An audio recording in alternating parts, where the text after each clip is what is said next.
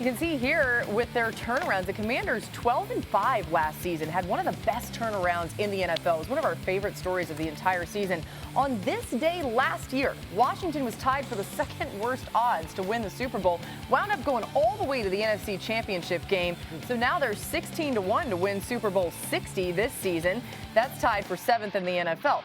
I wonder what Dan Quinn thinks about that. He's a big reason for that turnaround. He joins us now. Thank you so much, Coach, for being with us today. And, I mean, my goodness, what a credit to you, what a credit to your staff, your players, the buy-in of last season to get to the point that you did. Now that you've had a chance to look at the schedule a little bit, what's the first thing that you pick out? What do you look for first as a head coach who's going to have to manage all this? Yeah. Hey, Laura, it's awesome to be on with you guys. Adam and I, man, we're pumped to get this thing rocking again. As a coach, you look for home opener. You want to see, like what's that look like, where it's going. When I looked at ours specifically, there was a couple that came to mind. 9/11 at Green Bay. Like for us living in DC, 9/11, like what a cool honor. And it hits a little different being in DC and then getting to go to Spain and 3 night games like in DC. Man, we only had one of those last year, Laura, in week 17, and it was absolutely lit. So for us to get some more night games here at home, like that's really cool. DQ, you hit it. It's 8 different standalone games for the Washington Commanders. And that is a long ways from year one for you guys. What's that say about how, A, the league views the Washington Commanders, and then B, how you guys speak to the players and saying, hey, there's an expectation here now. It's not just a one-year thing. They are putting this, and they're putting us on a national pedestal. I think the first thing you'd want to say, if you're a real competitor, that's the type of environment and arenas that you want to go battle in.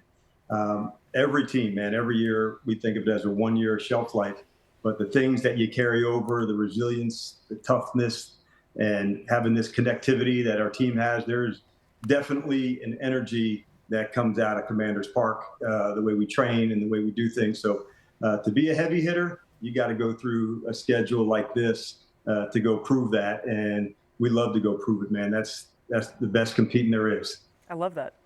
Coach, before I ask you a question, I got to ask, what over your left shoulder, the gold hand Shaka. statue, Yes. What is this? What is that? Yeah, that's a little shout out to our friends out in Oahu. So that's where we go to recharge, man. So yeah, that's just a shout out to our friends back in Hawaii. I love that. Jaden Daniels, week 1 or year 1 is absolutely sensational.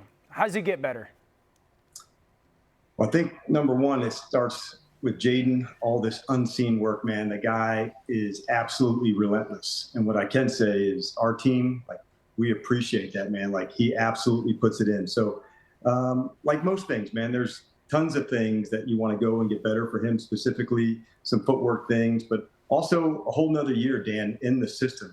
Think about the growth that you make doing that. And so for us to have Cliff and Tavita and David Blau and others that, surround Jaden, Marcus Mariota, those are really significant things too, man. So we love this guy. He is a rare competitor and an elite teammate. Coach, it was clear that in the offseason, you and Adam Peters got together and you had a very definitive plan about how to help Jaden out. It's some of the things that you wanted to do, especially on the offensive line, which I think you knocked out of the park, drafting of Trey Amos at corner. Like, talk a little bit about that plan and how you see it so far right now and how good you feel about it.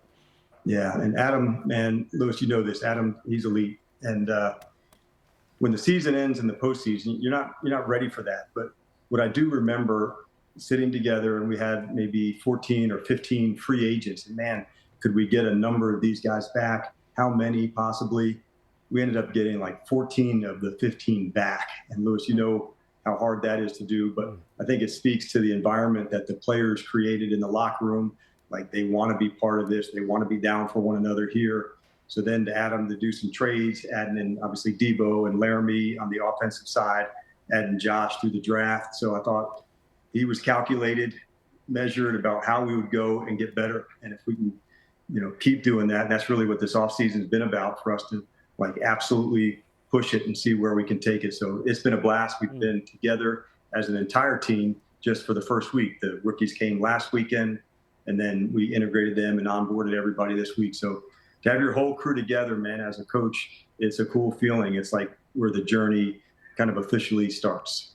How do you feel about playing the team that you battled in the NFC Championship game last year, twice in the last 3 weeks, in addition to being in Dallas, or at least hosting Dallas on Christmas Day?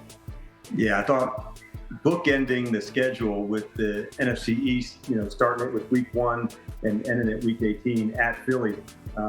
You guys know how much fun competing in these division games. So, what are we talking about? Washington at Philly, week 18, that is ball, and we ain't even got to it yet. It's going to be loud and cold and everything that, the 6 of us on this call, man, that we love about football. So I think it's awesome. It's cool by the league. And then, to get to, kick off Christmas for everybody, we take that honor any day. Coach, I remember in Atlanta, you guys would have sayings every training camp. I remember one year it was embrace the suck. This year we got Washington. You guys got to the NFC Championship game, but you know how that went. What's the saying? Yes, I do, Peter. What's the saying around Commanders right now, and what's the mantra, and what is the message as we head towards OTAs?